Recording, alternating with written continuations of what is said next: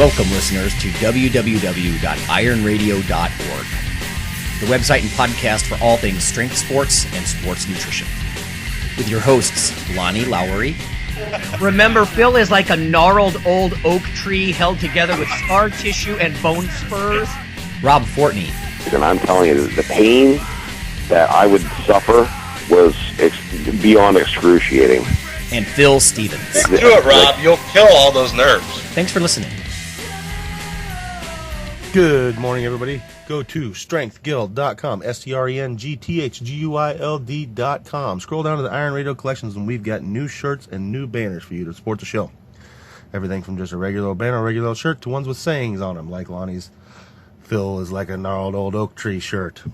And some news for you, we're going to have some contests for people who own these shirts and things. So if you support the show, we'll let you more on that later. So if you get in on these early, you can be one of the first people to win some prizes. So thank you very much. Go check out the site, strengthguild.com. Scroll down to Iron Radio Collections and support the show. Welcome, Iron Radio listeners. This is Lonnie Lowry. I'm an exercise physiology and nutrition professor of about 20 years, and I'm a former competitive bodybuilder. And this is Phil Stevens, strength coach, powerlifter, Highland Games athlete. That's about it.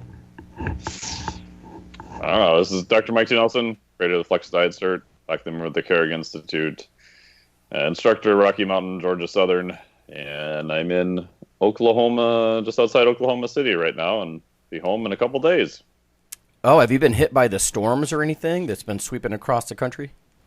Yeah, that's the part we have to look at, trying to drive back from here over the next couple days. Mm-hmm. But yeah, especially here, the past 2 days has been like super overcast, super windy, and just super rainy. Like today is the first time I actually was able to walk outside in like probably 2 days. It was just utterly disgusting, and it looked like night like the whole past 2 days. Yeah, I bet we have a lot of listeners dealing with weather themselves right now. I've just holed up at home. Here in Ohio, for whatever reason, we've dodged that bullet for the most part. It's been real dark and gloomy, but it's not particularly cold. I mean, it was very windy one day, but anyway. Okay, everybody, we have some studies here, news bits here.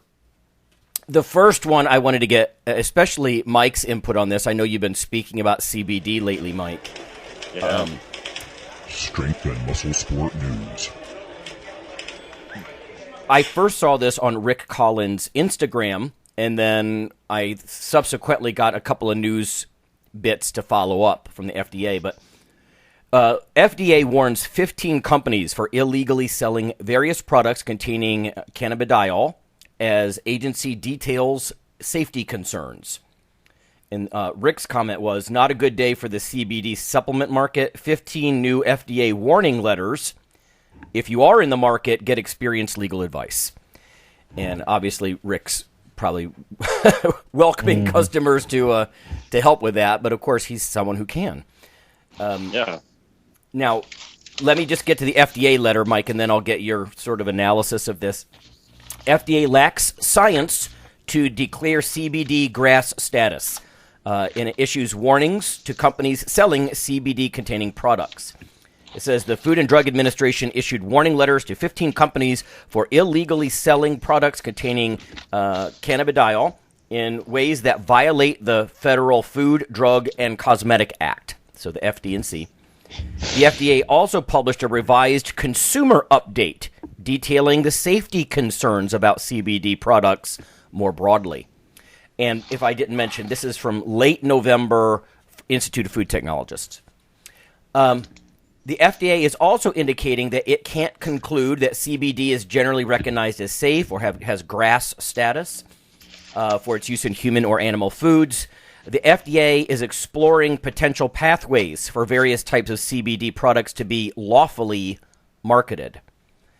And I don't want to interject halfway through this, but one of the things that's jumping out to me is the FDA indicates its concern about how it can't conclude, or that it's not going through them. Now, I get that they're the law of the land in many ways, but I'm smelling that they feel slighted, right? That the power the transfer of funds and power isn't funneling through them right now, and they're getting salty about it. That's my aside, but so they're exploring potential pathways. They are trying to conclude in their way that it's safe.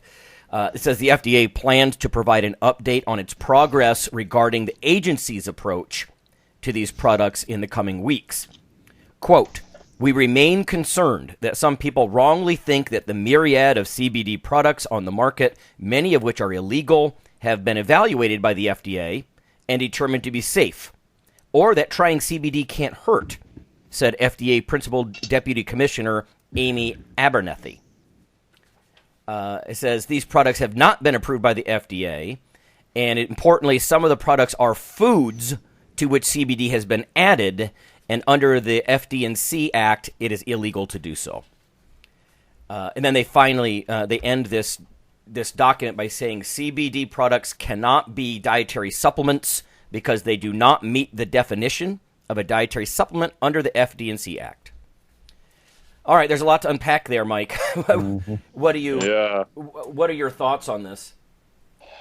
Yeah, and to be honest, obviously I'm not an attorney. I'm just still trying to figure out what's going on. But if you talk to some people in the industry, like this, probably you could see it coming. Because for a while, the FDA didn't do anything. And it appears about a year and a half ago, all of a sudden, CBD just went crazy. So companies who were, like Charlotte's Web, who were selling it before that, were getting warning letters by just putting the letter CBD in a review that a customer had placed on their website. That was considered a no-no. And then all of a sudden, CBD was kind of sort of, it's okay to mention it. And some companies were even okay putting the amount of CBD on the label, advertising that it contains CBD. And then all of a sudden, everybody just went batshit crazy, right? You saw CBD everywhere, like crazy amount of claims, which, according to DeShay and the way the FDA is set up right now, you can't be making regarding that. And the FDA seemingly didn't do much about it for quite a while. So I think this is the first sort of action we're seeing related to that. And if you look at the press release that the FDA put out on their site, which is interesting that the FDA had a news release, which I guess tells you that they're taking it pretty seriously. They cite some toxicity risks, which, interestingly enough, they cite the approval of Epidiolex. There was some concerns in that, which is a totally interesting entity because Epidiolex is a CBD product that is approved as a medical drug. Yep. Even though it's basically just CBD. So that's kind of interesting. The warning letters that were sent out basically said that the companies were illegally selling CBD products in interstate commerce that claim to prevent, diagnose, mitigate, treat, or cure serious diseases, and they go on to list them. So from what I can tell, and again, maybe we can get Rick on at some point, it appears that the warning letters were sent regarding the claims that these companies were making about CBD. It doesn't look like they were sent just because they were manufacturing CBD. Well, if I can interject, I mean, it does say that they're not dietary supplements. They cannot be sold as dietary supplements. Right, which is what I find so...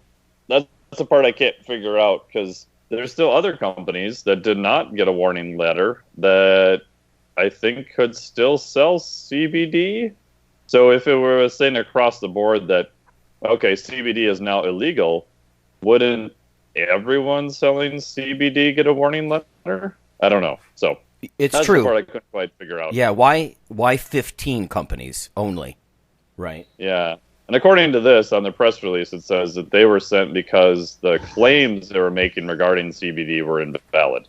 And that's totally true. I mean, there's some crazy-ass claims being made. And no matter what supplement it is, no matter how much data you have, obviously you can't claim that it's going to be in the realm of a drug, right? It's a supplement, not a drug. So, I don't know. It'll be interesting to see what happens with that. Because the one question I would have then is, if you're selling mixed hemp oil that happens to contain CBD because it's actually found in that product, as far as I can tell, and again, I'm not an attorney, I think that is still legal, although you may not be able to claim on the label CBD content. So they did make a thing here that says some of these products were in further violation because CBD was added to food, and some of the products were also marketed as dietary supplements, despite products which contain CBD not meeting the definition of a dietary supplement. So it appears what they are also cracking down on is people adding CBD to everything, right? So if your protein powder now has CBD, the FDA has pretty good reason to say protein's never had CBD in it. This is something that you've added that is no longer a dietary supplement.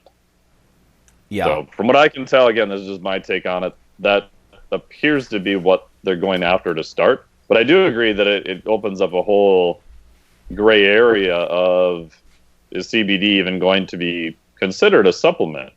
Because if you're manufacturing it from cannabis that is under the amount of THC, that as of now is still under the Department of Agriculture. So if that is your raw material and you are selling, say, a tincture of hemp oil, as far as I can tell, that still appears to be legal, although there's probably a lot of questions about that too. Yeah, there seems to be a multiple lines of attack from the FDA here, from, adding it to foods and then selling it in interstate trade, which is a no-no, to whether or not they're dietary supplements, the fact that they're not approved by the FDA. This sounds, again, me sort of just raging against this. And I mean, I don't use CBD in any way, so I don't have any vested interest in this. But when I read the FDA is indicating that it cannot conclude that CBD is generally recognized as safe. Okay, I understand that that's the law of the land. I do understand that. But when they say it can't conclude, and there's something later about how it says basically consumers don't know whether or not the FDA has evaluated it to be safe. They're really positioning themselves as the linchpin, right, between everything. Like, we have to be giving this seal of approval or not. We have to be doing this. And this is going to be an interesting tension, is all I'm saying, because the market is exploded, and in many ways, in fact, I think I saw Rick Collins tweet about it or something, but there's going to be a lot of tension. Like, this may be almost too big for them to handle, but if we remember, they've squashed other things, like ephedra, right? I mean, so there are... It's going to be interesting how this plays out. Again, they're going to be updating us in several weeks, I guess it says. But let's ask Phil. Phil, do you have people at your gym that are trying it, and why are they trying it? Would they care if the FDA is behind it? I mean, I've had several people that tried it, but I can't think of any that are like, you gotta have this. My wife did it for a while, and it seemed to help with her some anxiety and stuff she was having. But like I said, I think she's not even taking it anymore. Yeah, I can't see a big problem around my place. People will be like, whatever. But yeah. The people at my gym, and this might be odd to say, but the ones I know that would have something to do with CBD get it from the plant itself when they need it. Okay, so, yeah. Let's just say that. So they're not too worried about CBD getting banned.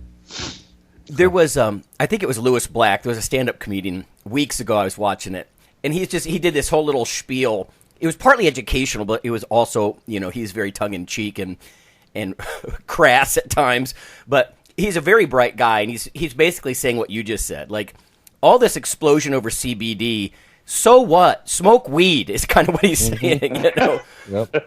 And I mean, I know you're talking about like literally different phytochemicals that are at work here and that kind of stuff. But it is sort of funny that, for just if people are out for serious potency, I don't think they're worrying about what the FDA has to say when they're smoking pot, So I'm sure people have talked about this a million times, but it's like a throwback to the prohibition years, like tell everybody they can't have alcohol, and a whole industry crops up. There's simply too much pressure, and guess what? Now everybody drinks alcohol, or at least they may. And I mean, obviously that could be good or bad, but yeah, and that does make you wonder too that if cannabis marijuana becomes federally legal, across the entire U.S., is there any jurisdiction the FDA would have over CBD at that point? I don't know the answer, but I'm guessing they may not have much jurisdiction because it's legal. Interesting. Yeah. So maybe they're trying to get something in before that. And, in their safety concerns, they listed, possible liver injury. What's interesting about that is they cite that the marketing application for Epidiolex, right, which is a purified form of CBD, was approved by the FDA in 2018. So the FDA has approved Epidiolex, the high-dose CBD, and now they're saying that they've identified in that trial certain safety risks. But it was still approved. But they approved it, right? Well, yeah, but it's approved for prescription and lots of taxes. Exactly. So I think that's what they're kind of mad about. They said it was approved, but only as a drug, and we don't know what the effects are. There's drug interactions potentially with CBD, but there's drug interactions with grapefruit and your, drugs that you're taking from your physician too. So, yeah. Yeah. I think, Phil, you're onto something there, whether it's taxes or just corporate big pharma, like it's different somehow for them, like than it is for the dietary supplement companies, which are, well, yes, there's risk inherent to having thousands of dietary supplement companies selling something, right? Monitoring and all that, as opposed to one big drug company that they can kind of audit or have actions against. I get that, but yeah, a lot of this just you can read when you read some of these press releases. Like there's this very interest in consolidating and protecting power where it exists now, right? And that means the FDA wants the authority. They want the drug applications and all the money and everything inherent to that, right? Partnering with big corporation type things. Yeah, it's interesting to play out. We're going to see if the free market wins out over extreme regulation here, I guess. Yeah. And the last thing, too, is that because they usually have to have a time of open comments, it does appear that they have a public hearing open and request for comments right now. So if you go to FDA, search for the warning, they'll be able to find a link to that. So like Kratom had the whole thing where a lot of people wrote in and it kind of made them reevaluate it again. So it's still kind of a quasi-legal thing. But right now there's about 4,500 comments received. And the FDA, by law, my understanding is they have to review all the comments.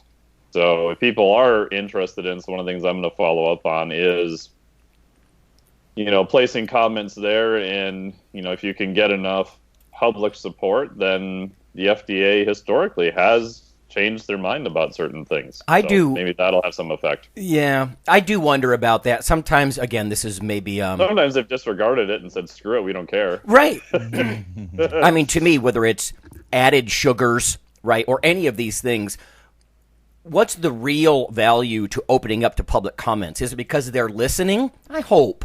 But it also could just be they could say, no, we tossed this out. We got input from all stakeholders. We got consumer input. We took that into our analysis.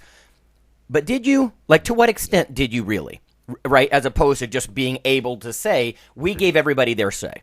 And here's our ruling anyway. Yeah. So... Yeah. Again, I would say from what I've seen on the Kratom issue is that at least on that, the FDA, because of comments, did appear to change their tact on that. So that does give me some hope that they are listening compared to the ephedra days where even their own medical board didn't really find a reason to make it illegal. And they just said, nope, screw it. We'll make it illegal. Kind of like pearl hormones, right? Well, you will pull them off the market, but because it's a safety concern, but you got 4 or 6 months, it's 6 months that you have to pull them off. It's kind of like, well, you got, many, many months just to remove them, but it's a safety concern. Well, why do you have like 6 months or whatever the time frame was then? So keep selling something that's potentially toxic or whatever. Right. Yeah. All right. Well, listeners, I don't know if you use CBD or you're interested in that stuff. It's just something that affects lifters, I think. Obviously, dietary supplement market is exploding, for better or worse. It's all over the professional conferences. I mean, Mike's been speaking on it. We saw Hector Lopez speak about it, and I mean, those are just 2 examples of many. So it's getting legitimate attention. So anyway, I was remiss, I think, at the beginning. We are going to talk about absolute minimums, if I didn't get into that in any detail, monitoring them, why you would assess your absolute training minimum, stuff like that. But I just wanted to interject that again. Here's the 2 potentially controversial news pieces here. This first one, actually, I just got this from a colleague. I don't know why it was put in my mailbox, but this is back from March of this year, so it's relatively new. The keto people aren't going to like this one, but it's from USA Today. It's not necessarily we're endorsing this or anything, but it's interesting. It says, crustworthy. Keep bread in your diet. Carbs in moderation offer some important nutrients. So this is from Rasha Ali, it looks like, USA Today. It says, all the low-carb diet trends might have you thinking that eating a slice of bread is synonymous with shoving 100 Snickers in your mouth, and that's simply not the case.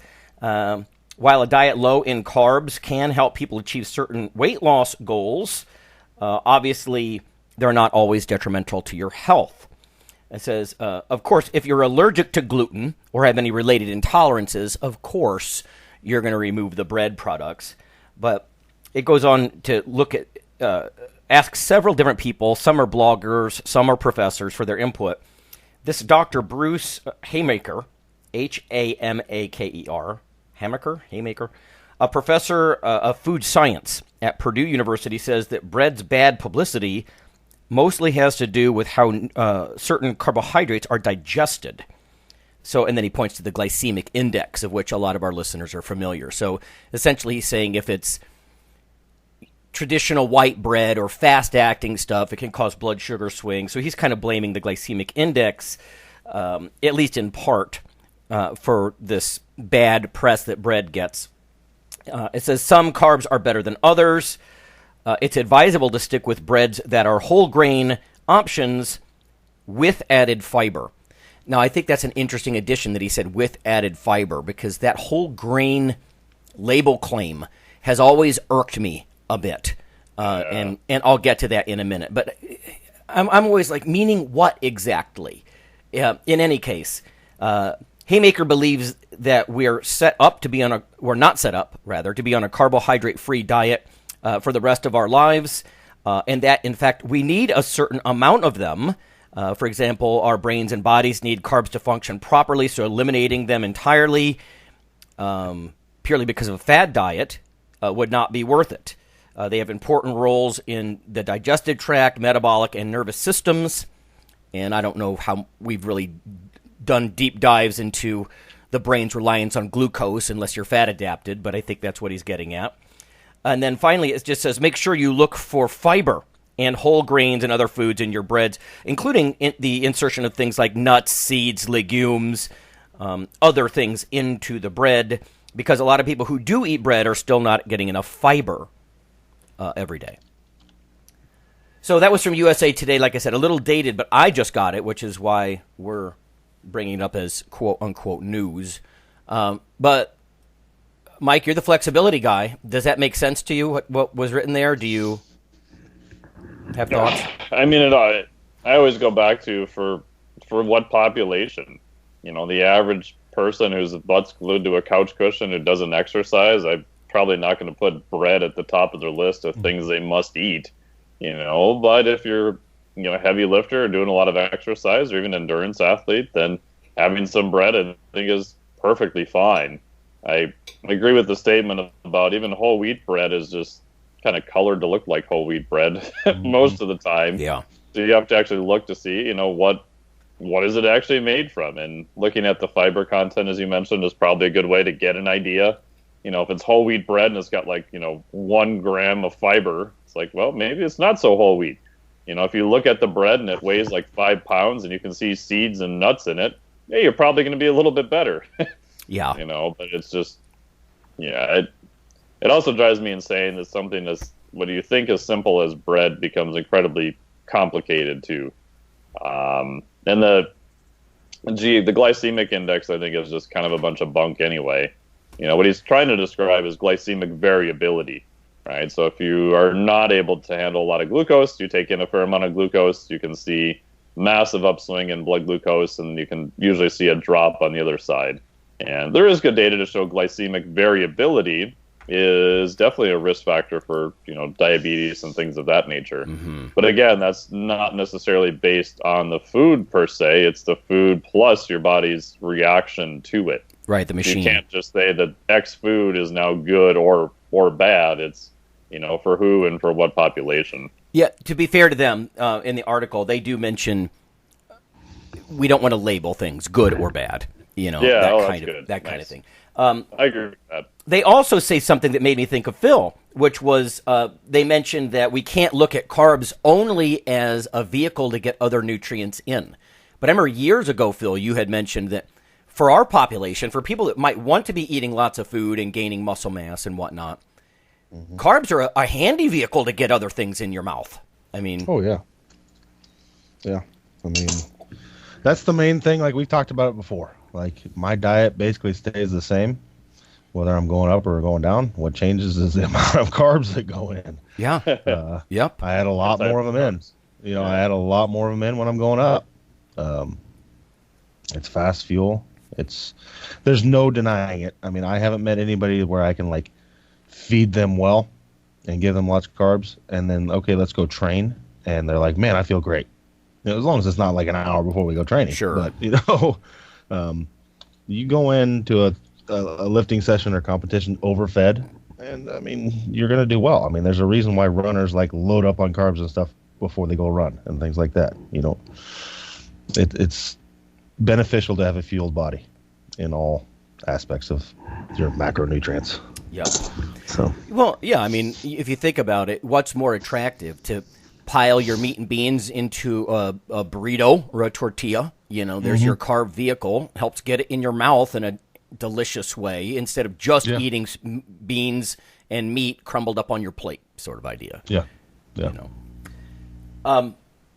Okay. Well, yeah, I thought that was interesting stuff there. I once had a conversation years ago with an industry person, a PhD person, about whether or not there is anything, even in whole grain breads, that you can't get elsewhere. And it's an interesting question. Like, what nutrients might be in bread, either enriched or otherwise, that might not be in other things, including there's all kinds of phytochemicals and enterolactone, or there's just different kinds of things that could show up in a whole grain.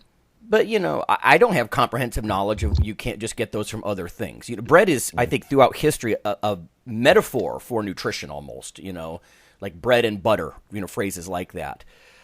So, I'm sure it provides lots of things, but even that whole grain, is it absolutely required? I think the keto people are sort of living proof that maybe not. I mean, you don't see people that are on keto diets getting beriberi and pellagra and, a lot of these like B vitamin deficiency diseases or whatnot. So anything that completely reduces variety in the diet, though, does make me a little antsy. So yeah, it's just harder to get everything in, whether you're doing a keto or a vegan approach. And I think you can do it, and there's definitely better ways to do it, but the amount of conscious effort, especially if it's new to you, is going to be a lot higher.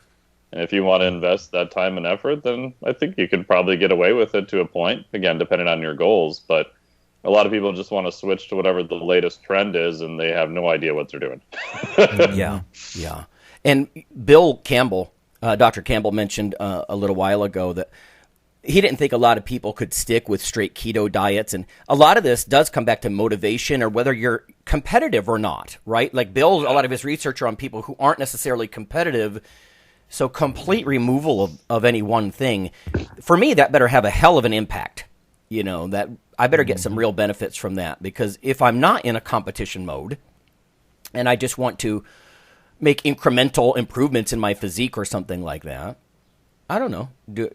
I don't know if I want to get rid of the pleasure of having something with crust or bread, So yeah, and we live in a carb-centric world too. I mean, if the thing that's probably the most easiest to get is carbohydrates if you had to pick one of the 3 macros. Oh, agreed. Yeah, the freaking go up and down the aisles in a Walmart, right? And I've taken pictures. They're all combinations of refined carbohydrates and fat, but primarily, it's the sugar and starch.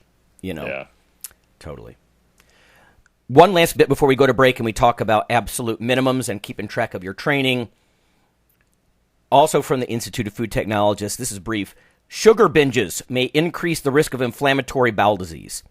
So I'm just talking about how bread is not necessarily bad, according to one author, and now they're saying sugar may be worse than we thought. And we're talking about 2 different kinds of carbohydrates here. And listeners, of course, sugar and fibers are forms of carbohydrates. That's something it's hard for me to get my undergrads to sometimes pick up on. I'll say, what's good about Gatorade? Oh, it's got fast-acting carbs. Well, what's bad? Oh, it's got sugar. Yes, the fast-acting sugars are the point, and they are a carbohydrate. So, okay, so sugar is a carbohydrate. It says short-term increases in sugar consumption could increase the risk of inflammatory bowel disease and have a significant impact on our health, a new study from the University of Alberta suggests. And I bring this up because there are a lot of people I know in the fitness world and otherwise, mostly women, in fact, that struggle with IBS-related things. I don't want to say it's only a sex-specific thing. It's not. But there seems to be a preponderance there. It says, published in scientific reports, this was a study on mice, found increased susceptibility to chemically induced colitis and more severe symptoms after only 2 days on a high-sugar diet. One of the authors here, let's see, I believe it's senior author Karen Madsen, said, quote, "We wanted to know how long it takes before a change in the diet translates into an impact on health. In the case of sugar and colitis, it took only 2 days, which was really surprising to us. We didn't think it would happen so quickly." And then they go on, if you want to know what happened, they looked at intestinal tissue damage, bacterial permeability, right? That bacteria, we want to leave that in your gut, in the lumen of your gut, not in your bloodstream. Defective immune response.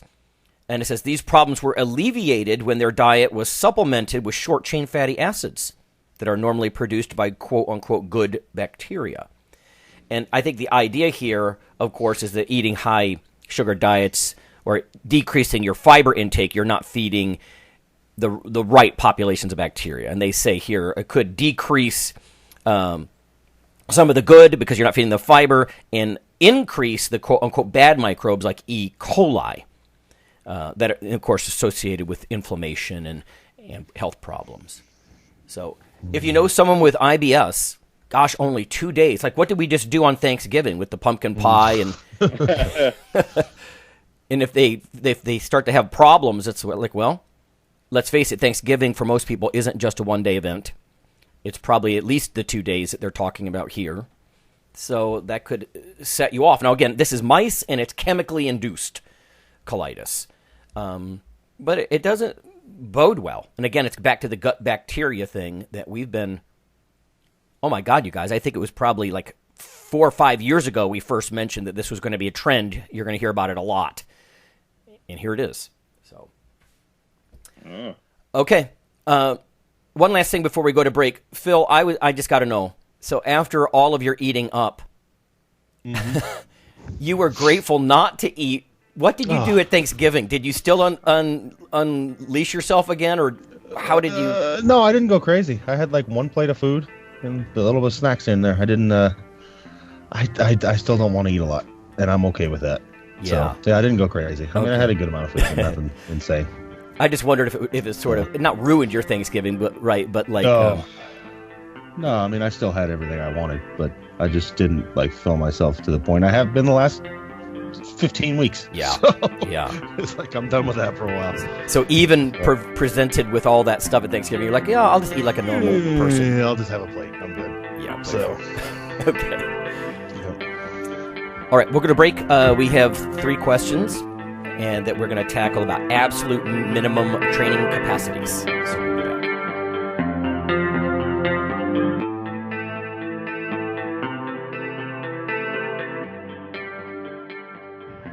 Hello there, ladies and gentlemen. You know who this is.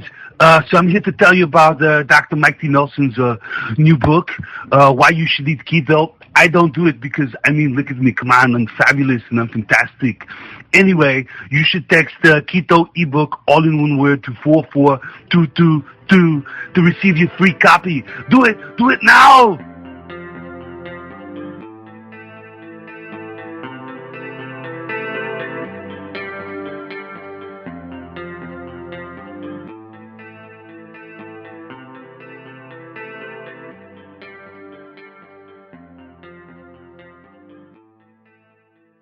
I can't stop feeling.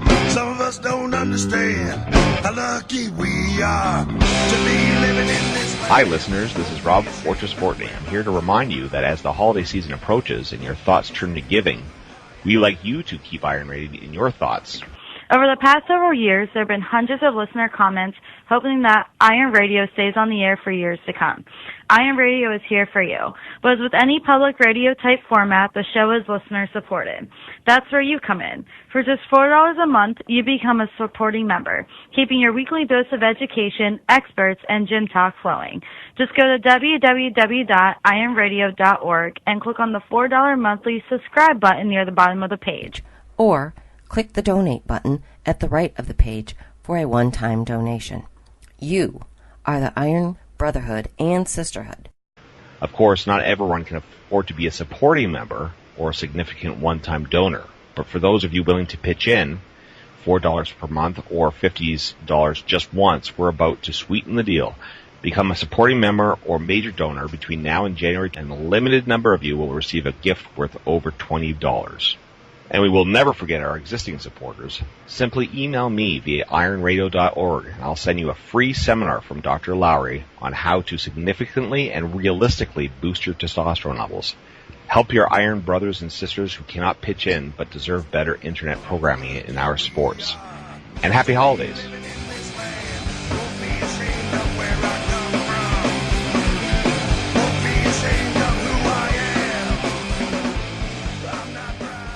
Hey listeners, this is Dr. Lonnie Lowry. If you've ever had anyone critique you on your protein intake as part of your weightlifting lifestyle, oh, you poor meathead, all that extra protein is going to rot your kidneys or weaken your bones or dehydrate you or give you gout or who knows what. There is a book available. You could simply Google CRC Press and Lowry. And what I've done is reach out to experts all over the world and create a book, a single compendium that you can hold up and say, this is why I consume extra protein. This can be very valuable when you're being quote-unquote educated by various professionals on the topic. There's an enormous amount of literature in this book on the safety, the effectiveness, how protein works in cells, the history of protein and weight trainers, much more. So again, please check out CRC Press and Protein and Lowry. You can just Google that, and I do, full disclosure, I do make a small single-digit royalty on the book, but that's not why I did it. I did it so we can all have something, our particular population, to both defend what we do and to inform our nutrition and our eating. Thanks.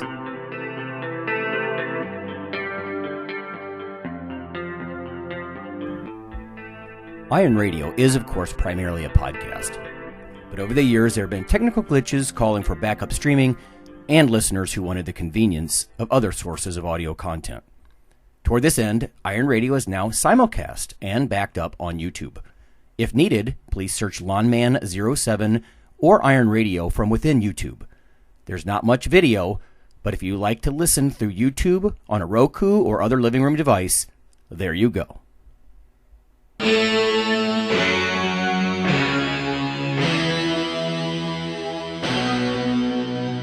Like your weekly fix of Iron Radio? In addition to being a popular institute on iTunes, we are also on email. Simply go to www.ironradio.org and sign up for the voluntary email. You'll get a once per week email, no more. That's little more than the show notes and a link to the audio. So go for it.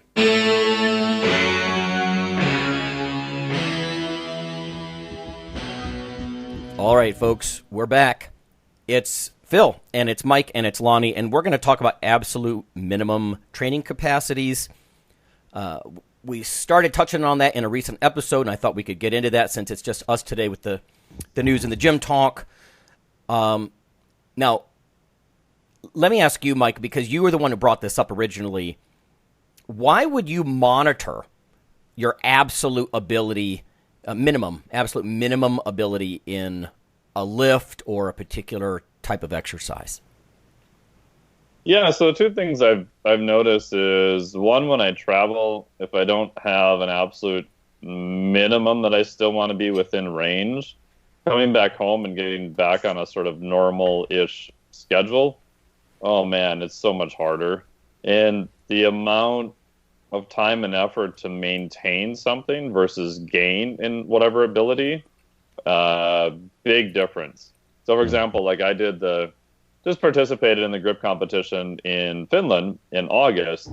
And so that was kind of my main focus, going up to that. But I was still doing, cardiovascular rowing, that kind of stuff. And was, gone kiteboarding in July most of the month. Came back home, was doing rowing out there and everything. But I didn't do that much the end of July through August in terms of cardiovascular stuff. And when I got to Finland, I found out they had a rower, which was like the last day I was there. It was hidden off in this secret room somewhere else. I'm like, I'll just go run for a while, nothing crazy. Man, I didn't feel like doing it at all. I'm like, it's not my main goal while I'm here anyway. And when I got home and started doing some rowing again, it was just horrible because I really didn't do anything at all.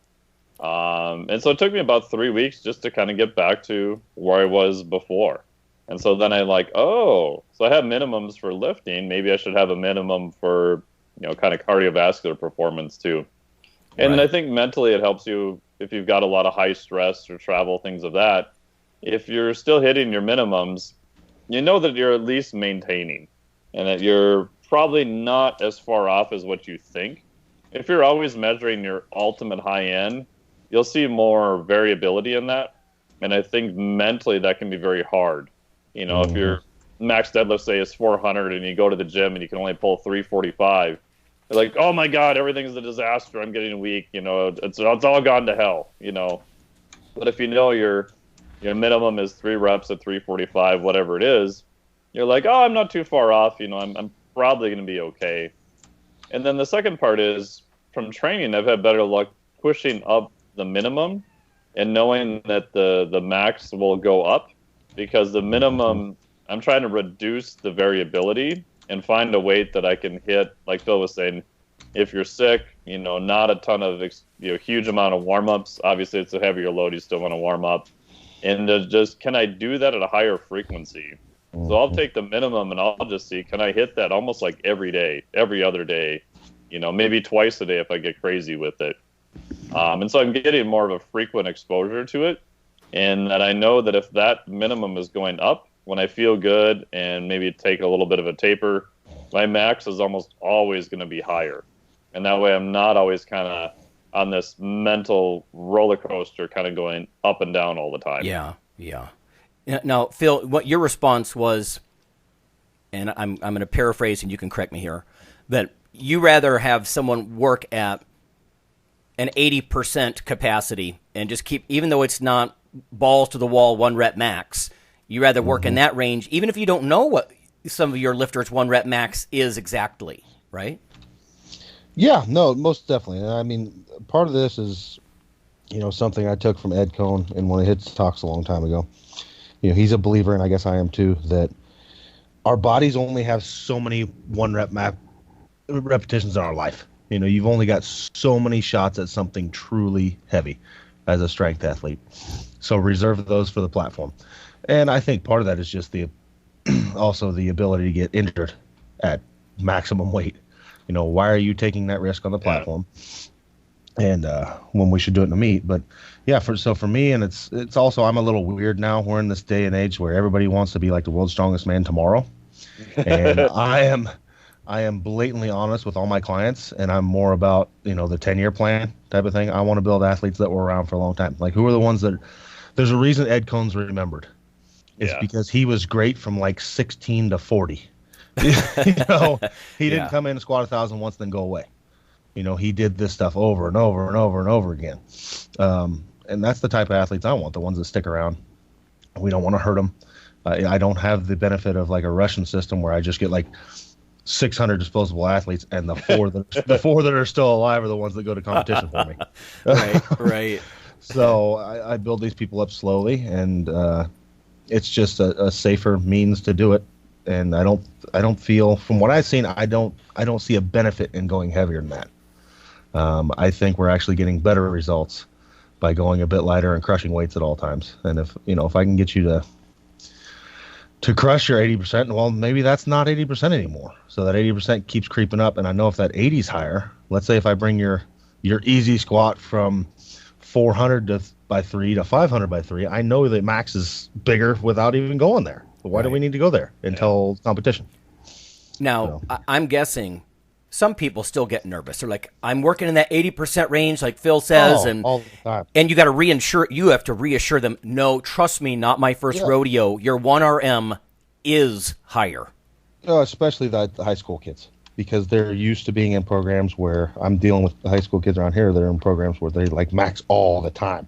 Oh. And they just don't know the difference. Like, you don't need to max to, at the most, I try and bring my younger athletes maybe once a quarter.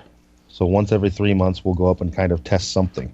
If that's a 3 rep, a 5 rep, a 1 rep, whatever. But that's the minimum amount of time, is once a quarter. So 4 times a year, we'll go to something really heavy. And I don't think you need to go any more than that. For my older athletes, maybe it's once or twice a year. I think for athletes in team sports, timing's a big deal too. I was talking to some football players the other day, and they're like, they're making us do like 90 and 95% lifts mid-season. And I'm like, I'm not sure. The traditional sort of NSCA approach is more like, just maintain during the season, guys. You're not going to try to break new strength ground in the middle of a football season. And so it reinforced to me that the timing of this matters too. Working in that 80% range, just to stay, like you said, without destroying, without completely wringing every ounce of energy out of your nervous system and getting one of those what should be reserved efforts, and doing that every couple of weeks, even mid-season. It just seems more sane to me to try to keep your reps steady, or maybe gain a rep or two in that 80% range. That way you're holding steady when you need to, or you're progressing when you need to, and you're not squirting the entire can of lighter fluid on the system, to make it happen.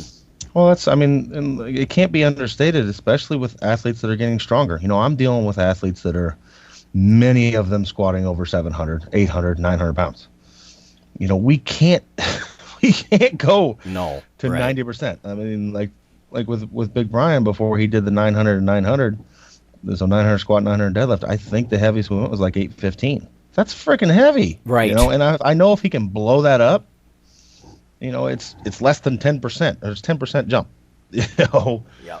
So I think one of the things that powerlifting does at a higher end is really emphasize that you have to consider gross totals or gross maximums, absolutes, and not just relative. Like we said 100 times, those percents, they just break down so badly if somebody can squat 900 pounds. Yeah. Okay, let's ask you, Mike, what variable, what's a good movement and what's a variable that you would use to monitor that? So somebody, you want like minimal warm-up, you're in a hotel gym, provided they have heavy enough weights or whatever, but you're just in a, not dead cold, but sort of minimal environment. You don't have to be primed and ready. You can just go do it without thinking twice. What's a good movement or a variable? And by variable, listeners, I mean, would it be reps, total reps at 70%?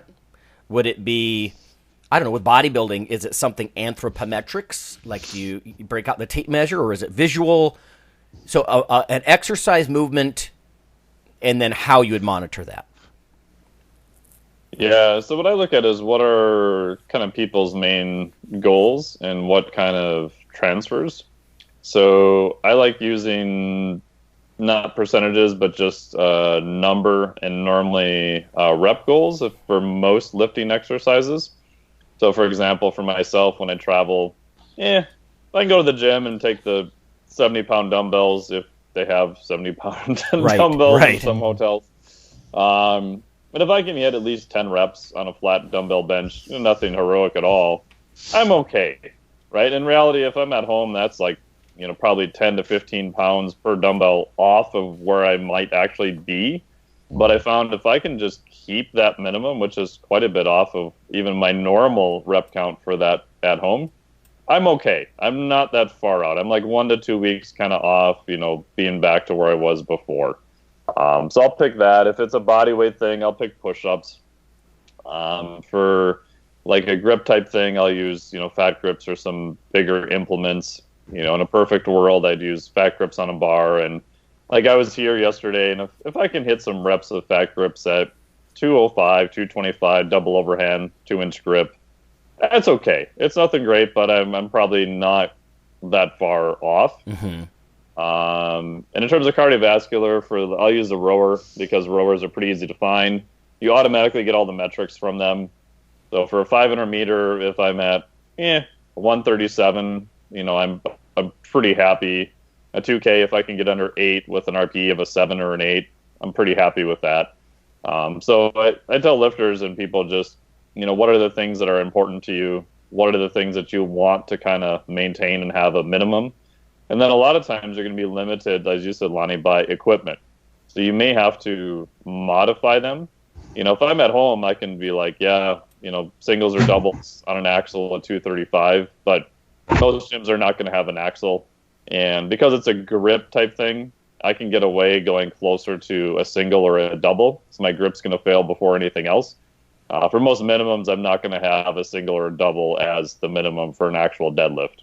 It'll be a 3 to 5 or maybe even 8 rep max. Mm-hmm. Because from a safety standpoint, that's going to be a lot safer than always trying to measure your single or your double capacity. Right. I know, understood. To your point about the dumbbells, I'm badly detrained right now because of work.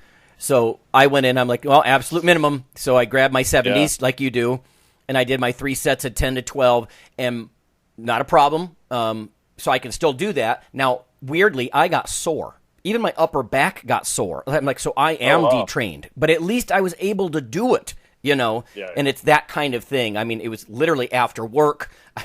I'm changing in my office, throwing on some sweats and going down there to, damn it, make something happen. And it was sort of that absolute minimum check, But I'm glad I did it because I'm probably on the verge of losing that ability because I got sore from it. So sometimes I know soreness isn't an ideal guide, but... but I've used that. Like if I've not done a movement for a while and I do the minimum and I'm just ungodly sore, I'm like, I probably did not have as much exposure to that as I thought I did. Mm-hmm. Right? Because normally I don't really get that sore, but my frequency is relatively high too.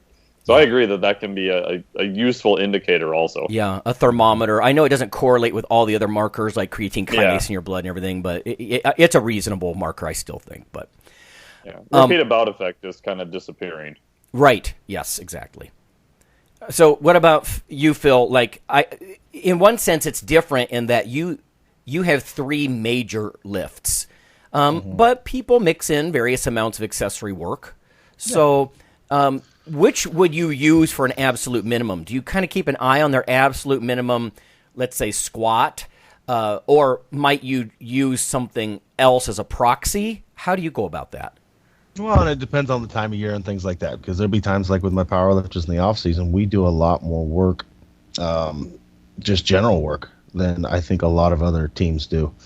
I don't believe in out of shape lifters, and to do the training that I ask them to do, they need to be in some sort of strength endurance shape. So we'll spend time in the off season. Okay, we need to bring you back up because, like me, right after this meet, I'm not in any kind of shape. So.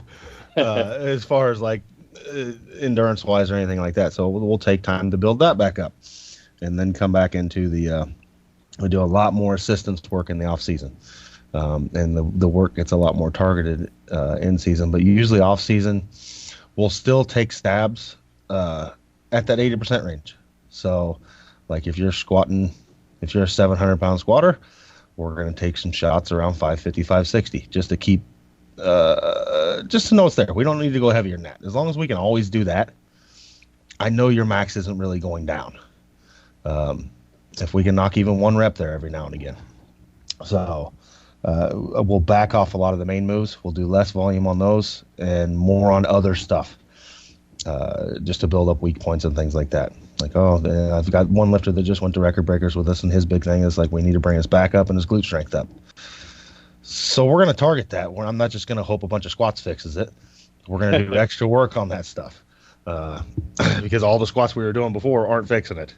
So, and then I have arbitrary ones, like for myself, set in my own head. Like I always had one with chin-ups. Like if it ever dropped below 16 when I was weighing about 265, 270, okay, it's time to work chin-ups again. And I'd work chin-ups until I could do 20 if it ever dropped below 16. So, and that would only take so much time to get it back up to there. So that's just personal goals in your head. I think it's good to have those. Like, this is my baseline. Like, I can't go to a meet and not bench 315. Right. It's just unacceptable. So, but other than that, I really don't care. So those done in a row? Or are they done over sets, or how would you do that? No, that would be like for myself. If I could not do 16 in a row, I would 16 in a row. Start doing them. And now I just can't do them. I can do them. Like I can still, but I pay for it for like 4 or 5 days because of my shoulder. So I gave up on those, even though I think it's a great move.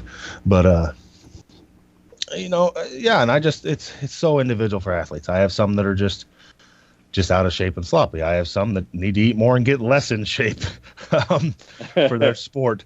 I mean, that's funny to say, but I mean, you can be, especially in strength sports, you can train yourself too much in that other stuff to be good at your sport, if that makes sense. I mean, there's a lot of people that are really good at hitting a 10-rep set. Well, that's nice and all, but your sport is a 1-rep sport. So we need to get good at that. Mm-hmm. And I think people forget that at some point. But it's identifying your goals and then mapping your abilities to that. Kind of weighing it on the not the outlier, but the average. You look at the average great powerlifter, and I'm sorry, they're not cardio junkies. They're just not. It's not part of the sport. That said, they're not out of shape. Most great lifters are, if you ask them to do a bunch of work, they can do it. And I have some lifters that are pretty good that I can wreck them with a training session. It's like, you should be able to live through this. So we got to get your work capacity up to where it can do that. So, Yep. Just, I guess, one final thought about in bodybuilding, actually, because it's a visual sport, just to kind of add this to the mix, I still would probably lean toward performance minimums. Like, I don't think it's a good idea to say I have to keep my arms at least 17 inches, right? Because that's really hard to measure unless you're doing skin fold corrected mid-arm muscle area assessments or something like that, or you've got an ultrasound or something. It'd be hard to actually measure tissues or size. I mean, maybe body weight in general, but of course that can be very deceptive. Like, I know my set point, my body likes to weigh right around 200 pounds, and it'll hold that whether it's mostly muscle or mostly fat. At least that's what I've noticed. So that's not a great goal either. I just think the performance stuff is probably the way to go, even if performance is not your sport. Right? Yes. So, in any case. Well, I mean, it's like, if you can go in and squat 405 for 10, you got some muscle. Right, I mean, that's right. You can't not. Right. That's right. Yeah. You can't not have some size at that point. Yeah. Yeah. Right on. So. All right. Well, I hope that was helpful for listeners. Just a little bit of discussion about absolute minimum capacities. So, something to listen to over the post-holiday weekend. And we'll see you next time. See you next time. Yeah.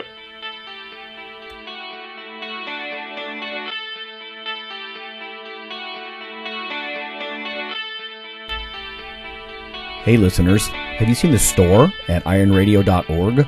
There are 3 halls in the store. One for Phil, one for Fortress, and one for myself, Dr. Lowry, and they're thematic. So you can go into our Halls of Iron store and choose based on your goal. If you need something to learn or read or something nutritional, you can look in my store, Lonnie's store. If you want something about injury prevention or competition, then take a look at Phil's Hall of Iron. And if you want something about motivation or daily training, Fortress's Hall has what you're looking for. There are some fun, heroic descriptors as you browse through the store, so we try to make it a little more fun than the average boring online store. And whether you're a novice lifter or someone more experienced, you can take heart that you're not wasting your time. The things that we put in each Hall of Iron are actually based on our own recommendations. Protein powders that we know to be good, knee sleeves, wraps of some kind, things that Fortress uses in his own training.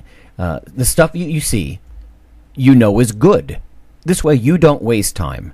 So check out the Iron Radio store at ironradio.org and let us know what you think on the forums, and certainly you can request products and we will screen them before they go in. So thanks for listening.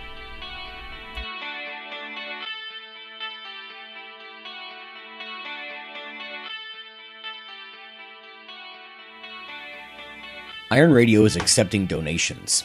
If you like what we do, the professors, the scientists, the bodybuilding show promoters, the athletes themselves in powerlifting and bodybuilding, please consider making a donation or maybe buying something from the ironradio.org store. We also are accepting supporting members. So for $4 a month, which is frankly less than the bank sneaks out of your account in fees, you can step up and support a form of sort of public radio for the bodybuilding and powerlifting and strength community. The Iron Radio podcast and all of the audio on ironradio.org is for informational purposes only. If you're interested in starting a diet or exercise program, it's important to check with your physician. Also seek the help of registered dietitians, athletic trainers, and qualified exercise physiologists in order to make the progress that you need.